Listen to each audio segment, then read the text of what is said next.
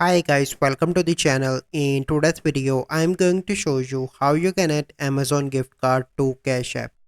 So there is no direct method, so you simply need to follow the indirect method. First you need to do is to open your Amazon account and log in into your Amazon.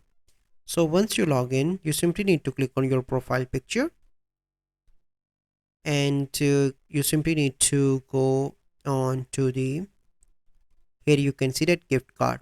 So let's suppose if you have a gift card, you simply need to transfer that on to your bank account first. Once you transfer that your Amazon gift card into your bank account, then you can use that on Cash App. And this is the only method possible that you need to follow. So I hope you find this video helpful. If you find this video helpful, must like this video, subscribe to our YouTube channel for future videos. We'll see you in the next video. Thank you. Have a good day.